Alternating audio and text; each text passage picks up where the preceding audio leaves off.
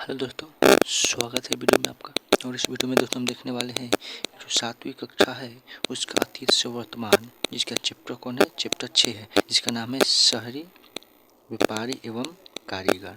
इसका हम अध्ययन करने वाले हैं। ठीक है दोस्तों, देखिए ये एक ही वीडियो में चैप्टर खत्म हो जाएगा। यहाँ पर नोट के साथ पढ़ाई होता है। ठीक है, यदि दोस्तों यदि वीडियो आपको अच्छा लगेगा जैसे लाइक कीजिएगा, इतना तक शेयर कीजिएगा और इस चैनल पर नए होंगे तो चैनल को सब्सक्राइब कर लीजिएगा। ठीक है, चलो देखते हैं वीडियो में क्या दिया गया है दोस्तों।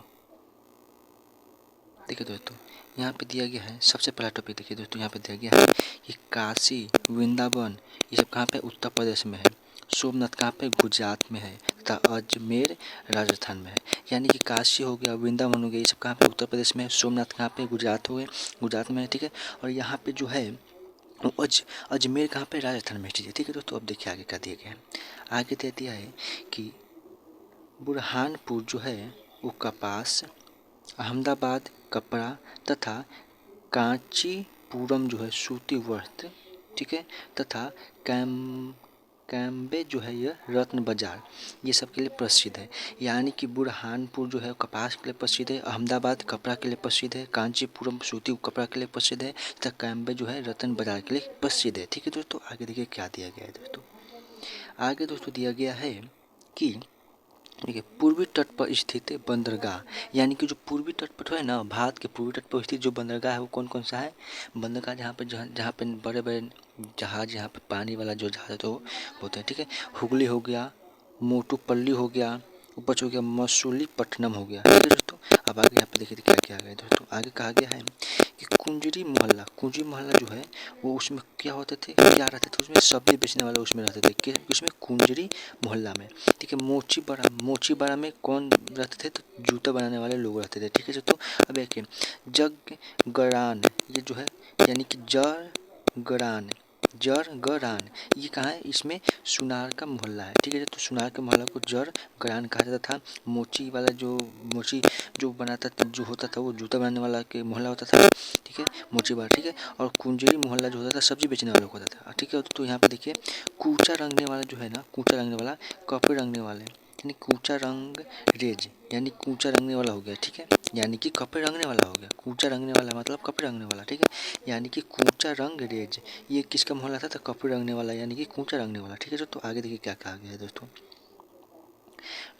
आगे कहा गया है कि घुमंतु व्यापारी को बंजारा कहा जाता था। यानी कि आप कभी भी देखिए कि बंजारा मतलब फिल्म में या कहीं भी देखे होंगे, नाम सुने होंगे कि बंजारा नाम, तो बंजारे क्या होते थे, बंजारा यानी कि घुमंतु व्यापारी, यानी कि वो घूम घूम कर क्या करते थे, वो व्यापार करता था। ठीक है, यानी कि कहीं की एक जगह खरीद कर दूसरे स्थान पर बेचता था, फिर तो वहाँ से खरीद कर दूसरे स्थान पर बेचता था, यानी कि घूम को क्या करता था, व्यापार करता था। ठीक है दोस्तों, आगे देखिए क्या कहा गया है दोस्तों। आगे कहा गया है कि जहांगीर का आत्मकथा का नाम क्या था, तो तुजुक ए जहांगीरी था। ठीक है, तुजुक ए जहांगीर था। ठीक है दोस्तों, आगे देखिए क्या कहा गया है कि आगे कहा गया है ना कि भारत में आने वाले एक व्यापारी पीटर मुंडी ने बंजारा का वर्णन किया था। यानी कि जो भारत में जो है ना एक व्यापारी आए थे, कौन सा व्यापारी, पीटर मुंडी। ठीक है, और उन्होंने बंजारा का वर्णन किया था कि बंजारा क्या क्या करते थे, क्या रहते थे, कैसे रहते थे। ठीक है दोस्तों, अब बंजारा जब कहते हैं क्या था, यानी कि घुमंतु व्यापारी जो घूम को व्यापार करता था। ठीक है दोस्तों, आगे देखिए क्या कहा गया है कि अलबेरुनी ने अपने विवरण में 15 व्यापारी मार्गों का उल्लेख किया। यानी कि अलबेरुनी जो है वो एक लेखक थे। ठीक है दोस्तों, और इसने क्या किया था, अपने पुस्तक में 15 व्यापारिक मार्गों का उल्लेख किया था। यानी कि 15 ऐसा रास्ता यानी मार्ग का अति क्या किया था, वर्णन किया था, जिसमें क्या कहते थे, जिसमें व्यापार के लिए आदमी जो है व्यक्ति आते जाते थे। ठीक है दोस्तों, आगे देखिए क्या कहा गया है दोस्तों। देखिए आगे कहा गया है कि इस काल में दिरहम, जीतल, टंका, दिल्लीवाल, बहलोली, स्वर्णमुहर आदि सिक्के का प्रचलन का प्रमाण मिलता है। यानी कि मध्यकाल में जो है दिरहम, जीतल, टंका, दिल्लीवाल, बहलोली, स्वर्ण आदि सब मुहर क्या कहता है, इस सब का सिक्का का प्रमाण मिलता था। ठीक है दोस्तों, आगे ये देखिए क्या कहा गया है दोस्तों आगे देखिए क्या कहा गया है।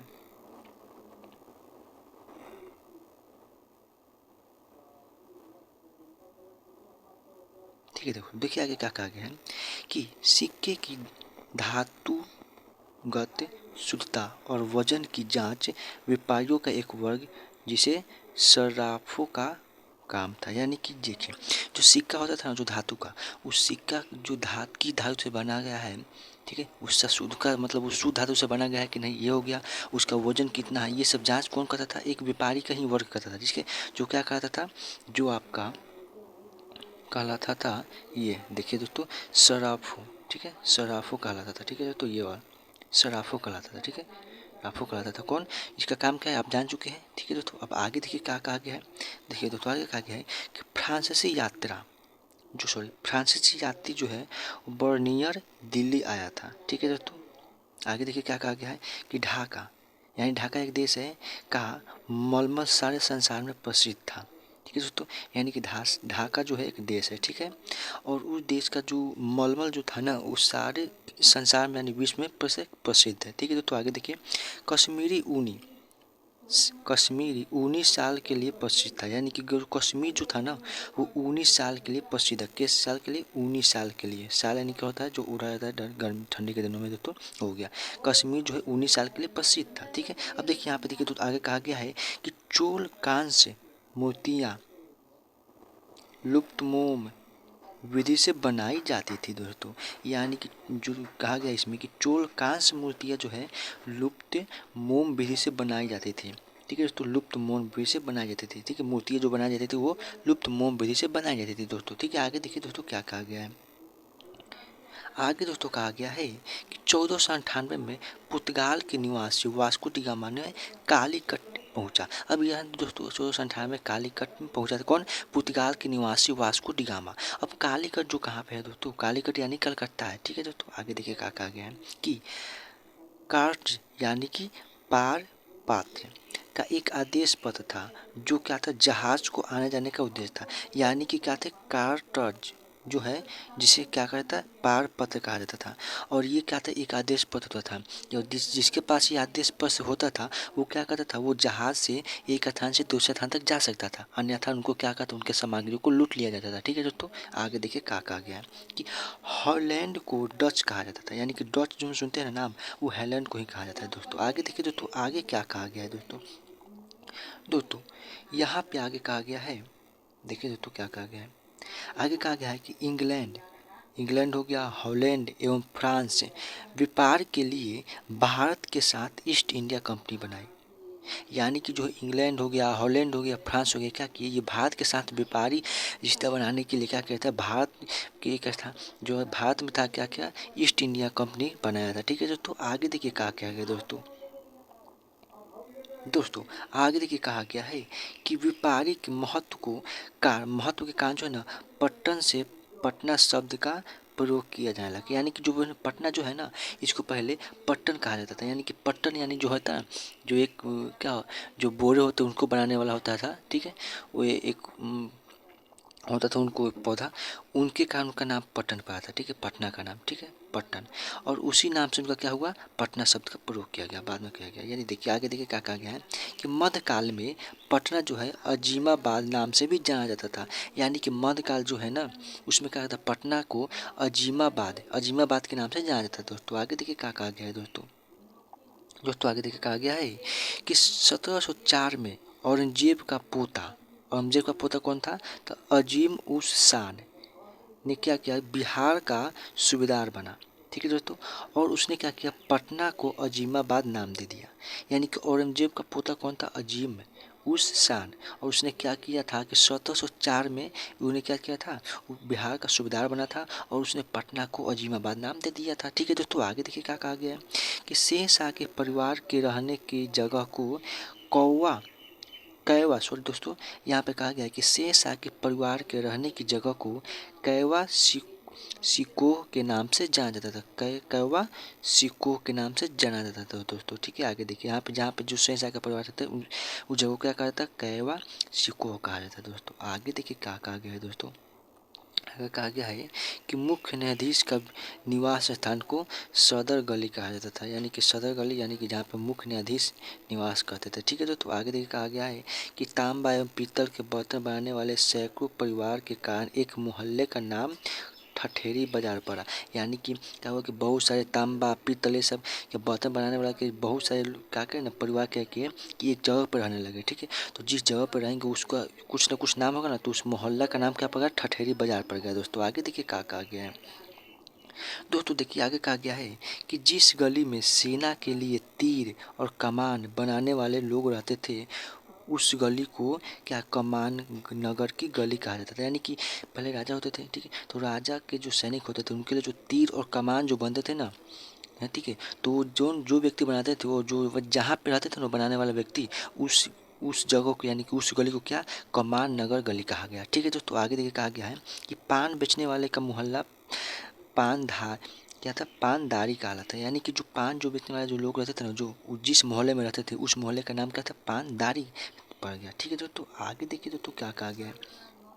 दोस्तों वीडियो अच्छा लगे तो इसे लाइक कीजिएगा, शेयर कीजिएगा। ठीक है दोस्तों देखिए यहाँ पे नमक का बाजार नून गोला कहलाता है। यानी कि नमक का बाजार क्या है, नून गोला हो गया। चावल का बाजार को हम क्या कहते हैं, चावल का बाजार को चौहट्टा कहा जाता था। गुड़ यानी मीठा होता है, मीठा का बाजार को गुड़हट्टा कहा जाता था। ठीक है दोस्तों आगे देखिए कहा गया क्या है दोस्तों, देखो आगे देखिए दोस्तों कहा गया है कि अंग्रेज 1620 में पटना सिटी के गुलजारबाग, ठीक है दोस्तों, मोहल्ले में गंगा नदी के किनारे एक व्यापारिक और कोठी गंगा की ओर द्वार करके बनाया था। ठीक है दोस्तों यानी कि पटना सिटी में जो है गुलजार बाग जो है उस मोहल्ले में 1620 में क्या कहते हैं अंग्रेज ने नदी के किनारे एक व्यापारिक कोठी बनाई थी गंगा की ओर मुँह करके। ठीक है यानी गंगा की ओर द्वार करके यानी कि मुँह करके। ठीक है दोस्तों आगे देखिए कहा गया है कि सोडा का प्रयोग बारूद बनाने में किया जाता है। ठीक है दोस्तों आगे देखिए क्या कहा गया है। दोस्तों आगे देखिए आगे कहा गया है कि अंग्रेज 1620 से 1621 में पटना में रेशम से धागे बनाने के कारखाना का निर्माण करवाया। यानी कि 1620 से 1621 ईस्वी में पटना में रेशम से धागे बनाने की जो कारखाना था ना वो अंग्रेजों ने बनाया था। ठीक है दोस्तों अब आगे देखिए क्या कहा गया है कि अकबर ने, ये जो है लास्ट टॉपिक है दोस्तों, ठीक है दोस्तों ये लास्ट टॉपिक है। ठीक है यहाँ पे देखिए दोस्तों अकबर ने 1580 में सिक्का बनाने का केंद्र टकसाला का स्थापना किया। यानी कि सबसे पहले जो है अकबर ने 1580 में सिक्का बनाने वाला जो केंद्र था जहाँ पर सिक्का बनता था यानी कि टकसाला, उसका स्थापना किया था। दोस्तों ये दोस्तों वीडियो आपको अच्छा लगे तो लाइक कीजिएगा, जितना हो सके शेयर कीजिएगा, और यदि हाँ इस चैनल पर नए हैं तो इस चैनल को सब्सक्राइब कर लीजिएगा। ठीक है दोस्तों तो मिलते हैं अगली वीडियो में एक नए अध्याय के साथ।